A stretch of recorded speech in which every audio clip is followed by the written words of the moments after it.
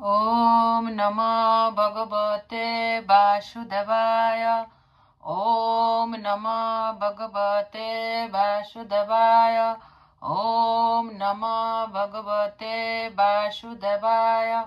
श्रीमद्भागवत गीता যথাযথ ষষ্ঠ অধ্যায় ধ্যান যোগ শ্লোক 24।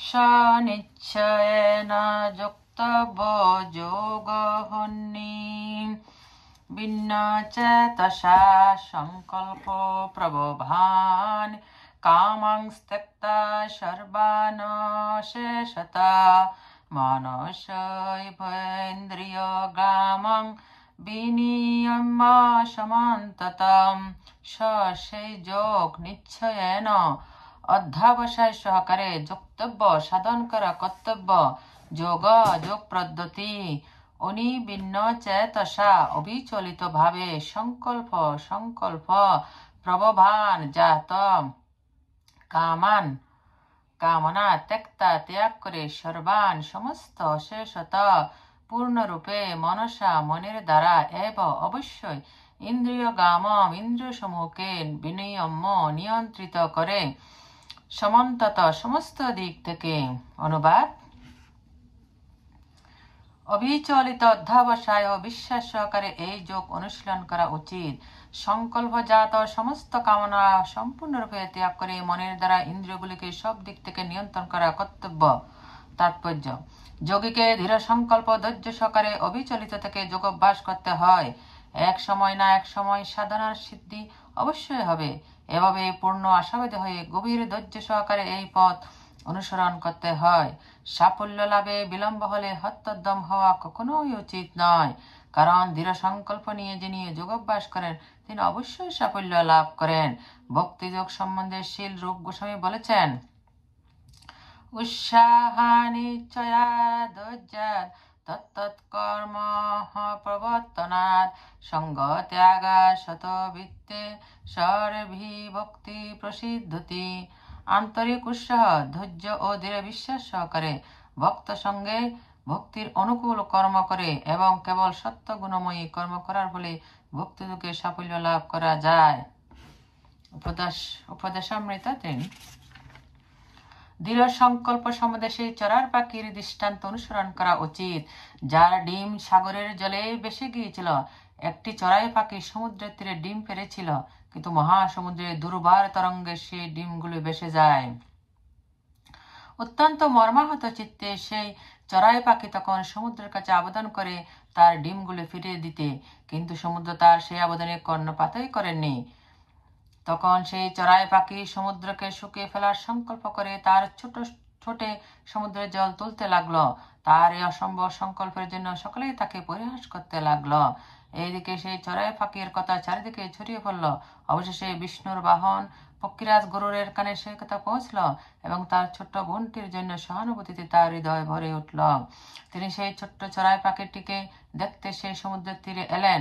গরুর চড়াই পাখির এই দৃঢ় সংকল্প দেখে মুগ্ধ হয়ে তাকে সাহায্য করার বার প্রতিশ্রুতি দিলেন। তারপর তিনি সমুদ্রকে আদেশ করলেন চড়াই পাখির ডিমগুলো ফিরিয়ে দিতে, আর সে যদি তা না করে তাহলে তিনি সেই চড়াই পাখির কাজটি সম্পন্ন করবেন। সেই কথাও তিনি সমুদ্রকে জানিয়ে দিলেন। বিতগ্রস্ত হয়ে সমুদ্র তখন চড়াই পাখির ডিমগুলো ফিরিয়ে দিলেন। এভাবে গরুরের কৃপায় সেই চড়াই পাখি তার ডিম ফিরে পেয়ে সুখী হল।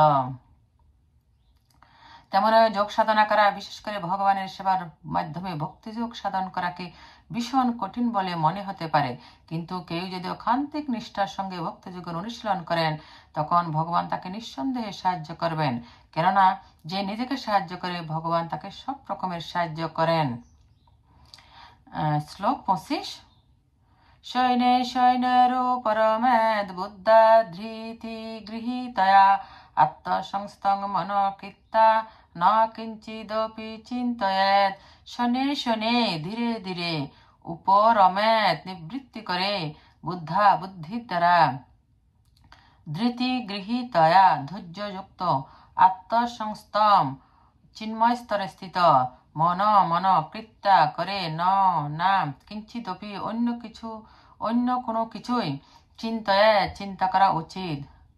অনুবাদ: ধৈর্যযুক্ত বুদ্ধির দ্বারা মনকে ধীরে ধীরে আত্মাতে স্থির করে এবং অন্য কোনো কিছুই চিন্তা না করে সমাধিস্থ হতে হয়। তাৎপর্য: সুদৃঢ় বিশ্বাস ও ভক্তি বুদ্ধির প্রভাবে ইন্দ্রিয়গুলিকে ধীরে ধীরে বশ করতে হয়। একেই বলা হয় প্রত্যাহার।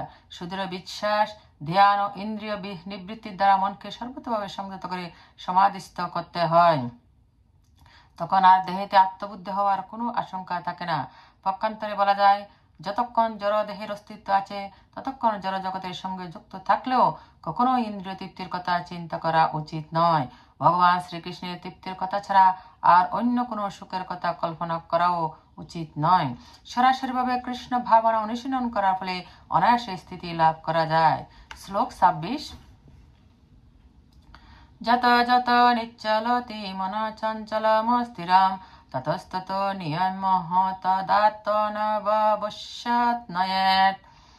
যত যত যে যে বিষয়ে নিচ্ছলতি অত্যন্ত বিচলিত হয়, মন চঞ্চলম চঞ্চল, অস্থিরম অস্থির, তত তত সেই সেই বিষয় থেকে নিয়ম নিয়ন্ত্রিত করে এতৎ এ আত্মনি আত্মাতে এব অবশ্যই বশম বসে নয়েৎ আনবে। অনুবাদ: চঞ্চল অস্থির মন যে যে বিষয়ে ধাবিত হয় সেই সেই বিষয় থেকে নিবৃত্ত করে আত্মার বশে আনতে হবে। তাৎপর্য: মন স্বভাবতই অস্থির ও চঞ্চল, কিন্তু আত্মতত্ত্বজ্ঞ যোগীর কর্তব্য হচ্ছে সেই মনকে নিয়ন্ত্রিত করা। মনের দ্বারা নিয়ন্ত্রিত হওয়া তার কখনোই উচিত নয়। যিনি তার মন ও ইন্দ্রিয়গুলিকে বশ করতে পেরেছেন তাকে বলা হয় গোস্বামী অথবা স্বামী, আর যে মনের অধীন তাকে বলা হয় গোদাস, অর্থাৎ সে তার ইন্দ্রিয়ের দাস। বিষয় ভোগের নিরর্থকতা একজন গোস্বামী ভালো মতেই জানেন। অপাকৃত ইন্দ্রিয় সুখে ইন্দ্রিয়গুলো ঋষিকেশ অথবা ইন্দ্রিয়ের অধীশ্বর ভগবান শ্রীকৃষ্ণের সেবায় নিরন্তর যুক্ত থাকে। বিশুদ্ধ ইন্দ্রিয়ের দ্বারা ভগবান শ্রীকৃষ্ণের সেবাই হচ্ছে কৃষ্ণ ভাবনা। ইন্দ্রিয়গুলিকে পূর্ণরূপে বশ করার সেটি হচ্ছে প্রকৃষ্ট পন্থা, আর সবচেয়ে বড় কথা হচ্ছে সেটি যোগ সাধনার পরম সিদ্ধি। শ্লোক 27। প্রশান্ত মনসং হুন্নং যোগিনং সুখমুত্তমম ওপেতে শান্তরাজসং ব্রহ্মভূতম কলমশম। প্রশান্ত প্রশান্ত শ্রীকৃষ্ণের শ্রী পাদপদ্ম নিবিষ্ট মনসম, যার মন হি নিশ্চিত ভাবে, এনম এই যোগিনাম যোগী, সুখম সুখ, উত্তমম সর্বোত্তম, উপতি প্রাপ্ত হন, শান্ত রজসম রজগুণ প্রশমিত, ব্রহ্মভূত ব্রহ্মভাব সম্পন্ন,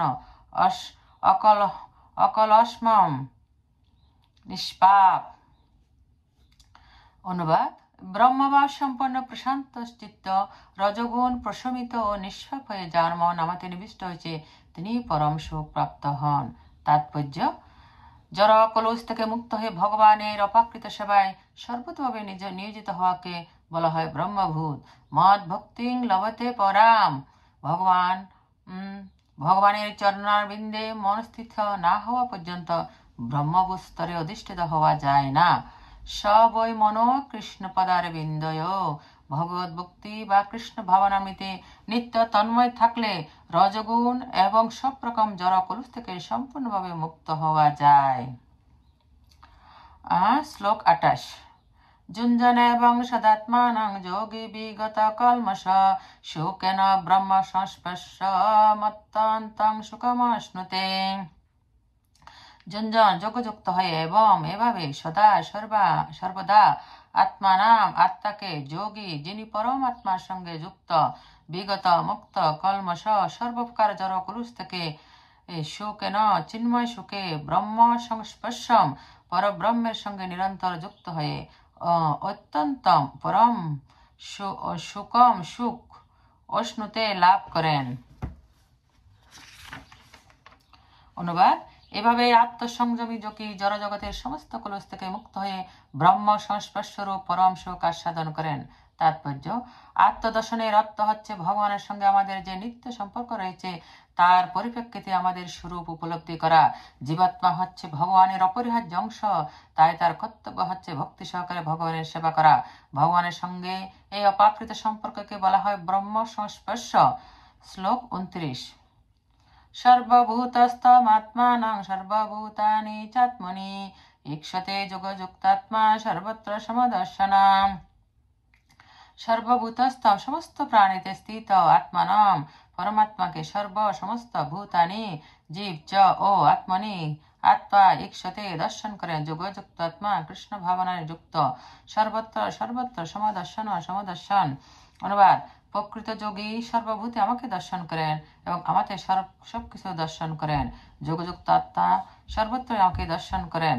তাৎপর্য: কৃষ্ণ চেতনাময় যোগী হচ্ছেন প্রকৃত দ্রষ্টা, কারণ তিনি সকলের অন্তরে পরমাত্মা রূপে পরমেশ্বর শ্রীকৃষ্ণকে দর্শন করেন। ঈশ্বর সর্বভূতানাং হৃদ্দেশঃ অর্জুন তিষ্ঠতি। পরমাত্মা রূপে ভগবান সকলের হৃদয়ে অবস্থান করেন। তিনি যেমন ব্রাহ্মণের হৃদয়ে অবস্থান করেছেন, তেমনি আবার একটি কুকুরের হৃদয়ে অবস্থান করেছেন। যথার্থ যোগী জানেন যে ভগবান হচ্ছেন নিত্য চিন্ময়, তাই তিনি একটি কুকুরের হৃদয়ে অবস্থান করুন অথবা একজন সৎ ব্রাহ্মণের হৃদয়ে অবস্থান করুন, জড় কলুষের দ্বারা তিনি কখনো প্রভাবিত হন না। এটি হচ্ছে ভগবানের পরম নিরপেক্ষতা। স্বতন্ত্র জীবাত্মা ও স্বতন্ত্র হৃদয়ে অবস্থান করে, কিন্তু সে সর্বজীবের হৃদয়ে অবস্থান করে না। সেটি হচ্ছে পরমাত্মা ও জীবাত্মার পার্থক্য।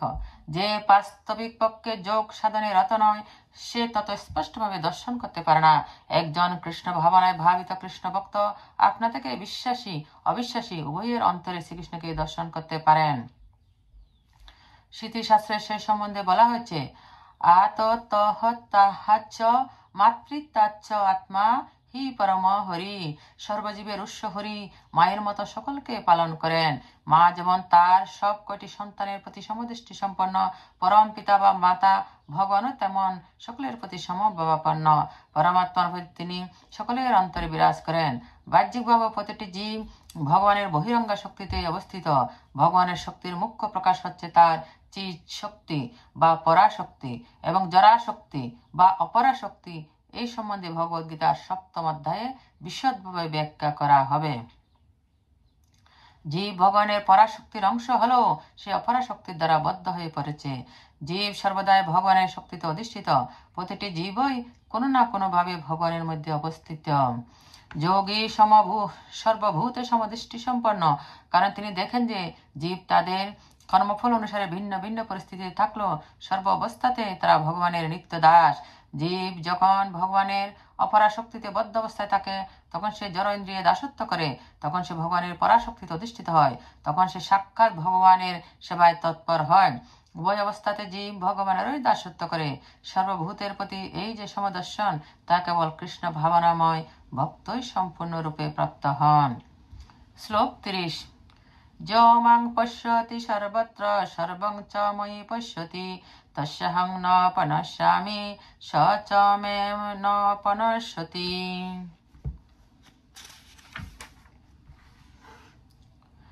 যিনি মা আমাকে পশ্যতি দর্শন করেন, সর্বত্র সর্বত্র সর্বম সবকিছু, চ এবং ময়ি আমাতে অপশ্যতি দর্শন করেন, তস্য তার অহম আমি না পনস্যামি হারিয়ে যায়, স তিনি, চ ও মে আমার, না পনস্যতি হারিয়ে যান। অনুবাদ: যিনি সর্বত্র আমাকে দর্শন করেন এবং আমাদের সমস্ত বস্তু দর্শন করেন, আমি কখনো তার দৃষ্টির অগোচর হই না এবং তিনি ইও আমার দৃষ্টির অগোচর হন না। ও তাৎপর্য: কৃষ্ণ ভাবনাময় ভক্ত নিঃসন্দেহে সর্বত্র ভগবানকে দর্শন করেন এবং তিনি সবকিছুই ভগবানের মধ্যে দেখতে পান। যদিও মনে হতে পারে যে এই ধরনের মানুষ মায়ার ভিন্ন ভিন্ন প্রকাশকে সাধারণ মানুষের মতো ভিন্ন ভিন্ন রূপে দেখছেন, কিন্তু তিনি অনুভব করেন যে সবকিছুই শ্রীকৃষ্ণের শক্তিরই প্রকাশ। তাই তিনি সর্বদাই কৃষ্ণ ভাবনাময়। শ্রীকৃষ্ণ ছাড়া অন্য কিছুই অস্তিত্ব থাকতে পারে না এবং শ্রীকৃষ্ণই হচ্ছেন সবকিছুর ঈশ্বর। এটি কৃষ্ণ ভাবনার মূল তত্ত্ব। কৃষ্ণ ভাবনামীদের উদ্দেশ্য হচ্ছে কৃষ্ণ প্রেমের বিকাশ করা। এই স্তর জড়বন্ধন মুক্তির অতীত, আত্মোপলব্ধির অতীত।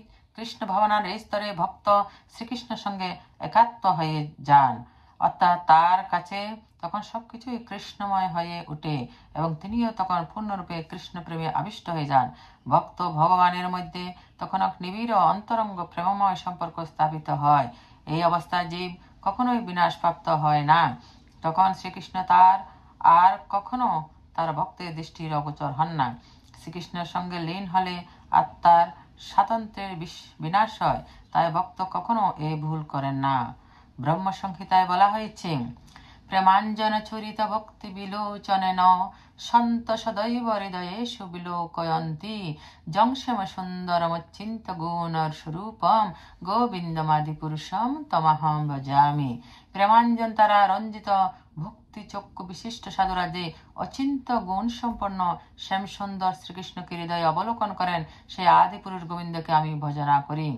এই প্রেমাবস্থায় পরমেশ্বর ভগবান শ্রীকৃষ্ণ কখনোই তার ভক্তের দৃষ্টির অগোচর হন না এবং ভক্ত ভগবানের দৃষ্টির অগোচর হন না। যে সিদ্ধযোগী তার হৃদয়ে পরমাত্মা রূপে ভগবানকে দর্শন করেছেন তিনি এভাবে নিরন্তর ভগবানকে দর্শন করেন। এই ধরনের সিদ্ধযোগী শুদ্ধ ভগবত ভক্ত পরিণত হন এবং তিনি এক মুহূর্তের জন্য ভগবানকে না দেখে থাকতে পারেন না। শ্লোক 31। সর্বভূত স্থিতং যো মাং ভজত কতমাস্থিত সর্বতা বর্তমানঃপি সযোগী ময়ি বর্ততে। সর্বভূত স্থিতম সমস্ত জীবের হৃদয়ে অবস্থিত য যিনি মাম আমাকে ভজতি ভজনা করেন একত্তম বিভিন্ন রূপে আশ্রিত আশ্রয়পূর্বক সর্বতা সর্বতভাবে বর্তমান অবস্থিত হয়ে অপি সত্য স তিনি যোগী যোগী মই আমাতে বর্ততে অবস্থান করেন। অনুবাদ: যে যোগী সর্বভূতে স্থিত পরমাত্মা রূপে আমাকে জেনে আমার ভজনা করেন তিনি সর্ব অবস্থাতে আমাতে অবস্থান করেন। তাৎপর্য: যে যোগী পরমাত্মার ধ্যান করেন তিনি তার হৃদয়ে শ্রীকৃষ্ণের আংশিক প্রকাশ শঙ্খ চক্র গদা পদ্মধারী চতুর্ভুজ বিষ্ণুকে দর্শন করেন। যোগীদের এটি জানা উচিত যে শ্রীকৃষ্ণ থেকে শ্রী বিষ্ণু ভিন্ন নন। শ্রীকৃষ্ণ পরমাত্মা বিষ্ণু রূপে সর্বজীবের অন্তরে বিরাজ করেন। তাছাড়া অসংখ্য জীবের অন্তরে যে অসংখ্য পরমাত্মা বিরাজ করেছেন তারাও ভিন্ন নন। তেমন ওই ভক্তিযোগে তন্ময় কৃষ্ণ ভাবনাময় ভক্ত এবং পরমাত্মা বিষ্ণুর ধ্যানে মগ্ন যোগীর মধ্যেও কোনো পার্থক্য নেই। কৃষ্ণ ভাবনাময় যোগী এই জড়জগতে অবস্থানকালে নানা রকম জাগতিক কার্যে ব্যস্ত থাকলেও তিনি সর্বদা শ্রীকৃষ্ণ অবস্থান করেন। ভক্তির রসামৃত সিন্ধুতে শিল রূপ গোস্বামী সেই সম্বন্ধে বলেছেন: নিখিলাসহপবস্থাসু জীবন মুক্ত সউচ্যতে। সর্বদাই কৃষ্ণ ভাবনাময় ভগবত ভক্ত সর্ব অবস্থাতে জীবন মুক্ত। নারদ পঞ্চরাত্র সেই সম্পর্কে বলা হয়েছে: দিক্কাহ্লাদহনবচ্ছিন্নে কৃষ্ণে চেত বিধায় চ তন্ময় ভবতি ক্ষিপ্রং জীব ব্রহ্মণে যুজয়েৎ। যিনি একাগ্র চিত্তে স্থান কালের অতীত শ্রীকৃষ্ণের সর্বব্যাপক শ্রীবিগ্রহে ধ্যান করেন তিনি কৃষ্ণ ভাবনায় তন্ময় হন এবং শ্রীকৃষ্ণের দিব্য সান্নিধ্য লাভ করে চিন্ময় আনন্দ অনুভব করেন। ভগবান শ্রীকৃষ্ণের ধ্যানে মগ্ন হওয়াটাই যোগ সাধনার পরম সিদ্ধি। সমাধিযুক্ত যোগী যখন উপলব্ধি করতে পারেন যে পরমেশ্বর ভগবান শ্রীকৃষ্ণ পরমাত্মা রূপে সর্বজীবের অন্তরে বিরাজ করছেন তখনই তিনি সমস্ত কলুষ থেকে মুক্ত হন। শ্রীকৃষ্ণের অচিন্ত শক্তি সমর্থন করে বেদে গোপাল তাপনী উপনিষদ বলা হয়েছে: একহপিষণ বহুদা যোহ বভাতি। যদিও ভগবান একজন তিনি বহুরূপে অসংখ্য হৃদয়ে বিরাজমান।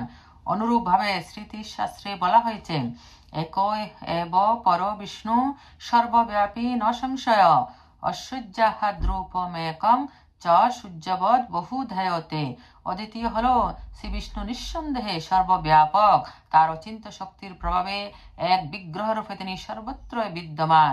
সূর্যের মতো তিনিও একই সময়ে বহু স্থানে দৃষ্ট হন। শ্লোক 32। আত্মপমেন সর্বত্র সমং পশ্যতি জোহর্জন সুখং বা যদি বা দুঃখং সযোগী পরমমত। আত্মা নিজের উপমান তুলনার দ্বারা সর্বত্র সমভাবে পশ্যতি দর্শন করেন যিনি অর্জুন হে অর্জুন সুখম সুখ বা অথবা যদি বা অথবা দুঃখম দুঃখ সে যোগী পরম সর্বশ্রেষ্ঠ মত মনে করা হয়। অনুবাদ: হে অর্জুন, যিনি সমস্ত জীবের সুখ ও দুঃখকে নিজের সুখ দুঃখের অনুরূপ সমানভাবে দর্শন করেন আমার মতে তিনি সর্বশ্রেষ্ঠ যোগী। তাৎপর্য: কৃষ্ণ ভাবনাময় ভক্তই হচ্ছেন পরম যোগী। নিজের অনুভূতির পরিপ্রেক্ষিতে তিনি সকলের এই সুখ দুঃখ সম্বন্ধে সচেতন। ভগবানের সঙ্গে তার শাশ্বত সম্পর্কের কথা ভুলে যাওয়ার ফলে জীব ক্লেশ ভোগ করে। আবার পরমেশ্বর শ্রীকৃষ্ণই যে মানুষের সমস্ত কার্যকলাপের পরম বক্তা, সমস্ত দেশ ও গ্রহলোকের মহেশ্বর এবং সমস্ত জীবের অন্তরঙ্গ শরীর, সেই সত্যকে উপলব্ধি করাই হচ্ছে তার সুখের কারণ। সিদ্ধ যোগী জানেন যে জড়া প্রকৃতির গুণে আবদ্ধ জীব শ্রীকৃষ্ণের সঙ্গে তার নিত্য সম্পর্কের কথা ভুলে যাওয়ার ফলে ত্রিতাপ ক্লেশ ভোগ করছে। আর কৃষ্ণ ভাবনাময় ভক্ত যিনি পূর্ণ আনন্দের স্বাদ লাভ করেছেন, তিনি চান যে আর সকলেই সেই দিব্য আনন্দ লাভ করুক। তাই তিনি সমস্ত বিশ্বে কৃষ্ণ ভাবনামৃত বিতরণ করার প্রাণপণ চেষ্টা করেন। যথার্থ যোগী কৃষ্ণ ভাবনামৃতের গুরুত্ব প্রচার করার প্রয়াসী হন। তাই তিনি এই জগতের শ্রেষ্ঠ পরোপকারী এবং তিনি হচ্ছেন ভগবানের প্রিয়তম সেবক। ন চ তস্মান্ন নু সহসু কচ্চিস্মে প্রিয় প্রীতম। গীতা পক্ষান্তরে ভগবত ভক্ত জীবের কল্যাণ সাধনে নিত্য তৎপর। তাই তিনি সকলের প্রকৃত শরীর, তাকে সর্বোত্তম যোগী বলা হয়, কারণ তিনি স্বার্থ সিদ্ধির জন্য যোগের সিদ্ধি কামনা করেন না, বরং তিনি সমস্ত জীবের যথার্থ কল্যাণ সাধনে নিত্যযুক্ত। তিনি কারো প্রতি হিংসা, দেশ আদি মনোভাব পোষণ করেন না। শুদ্ধ ভক্ত ও সিদ্ধকামী যোগের মধ্যে এটি হচ্ছে পার্থক্য। সিদ্ধি লাভ করার আশায় যে যোগে নির্জনে বসে ধ্যান করেন, তিনি স্বার্থ চিন্তায় মগ্ন। কিন্তু যেই ভগবত ভক্ত প্রতিটি মানুষকে কৃষ্ণ ভক্ত পরিণত করবার জন্য প্রাণপণ চেষ্টা করেছেন, তিনি নির্জনে ধ্যানরত যোগের থেকে অনেক উচ্চ মার্গে অবস্থিত। শ্লোক 33। জোহায়া অর্জুন উবাচ জোহায়ং যুগস্তায়া প্রোক্ত সম্মান মধুসূদন এতসাহং ন পশ্যামি চঞ্চলতাৎ স্থিতিং স্থিরাম। অর্জুন উবাচ, অর্জুন বললেন, যে অয়ম এই পদ্ধতি যোগম তয়া তোমার দ্বারা প্রত্য বর্ণিত হলো সাম্যন সমদর্শন মধুসূদন। হে মধুসূদন, এতস্য রহম আমি না পশ্যামি দেখি চঞ্চলতা চাঞ্চল্য বশত স্থিরাম স্থায়ী। অনুবাদ। অর্জুন বলেন, হে মধুসূদন, তুমি সর্বত্র সমদর্শন রূপ যে যোগ উপদেশ করলে, মনের চঞ্চল স্বভাববশত আমি তার স্থায়ী স্থিতি দেখতে পাচ্ছি না। তাৎপর্য, ভগবান শ্রীকৃষ্ণ অর্জুনকে যে ষোড়শ দেশে থেকে শুরু করে যোগী পরম পর্যন্ত যে যোগ পদ্ধতির বর্ণনা করেছেন, অর্জুন এখানে সেই যোগকে প্রত্যাখ্যান করেছেন, কারণ তিনি নিজেকে সেই যোগ সাধনে অযোগ্য বলে মনে করেছেন। এই কলিযুগে সাধারণ মানুষের পক্ষে গৃহত্যাগ করে পাহাড় পর্বতে অথবা বনে জঙ্গলে গিয়ে নির্জন স্থানে যোগাভ্যাস করা সম্ভব নয়। এই যুগের বৈশিষ্ট্য হচ্ছে স্বল্প আয়ু বিশিষ্ট জীবনের জন্য তিক্ত জীবন সংগ্রাম। এই যুগের সাধারণ মানুষ এতই অধপতিত যে পরমাত্ম সাধন করবার কোনো প্রচেষ্টায় তাদের মধ্যে নেই। অতি সহজ সরল পন্থা অবলম্বন করেও তারা পরমাত্ম সাধনের প্রয়াসী হয় না।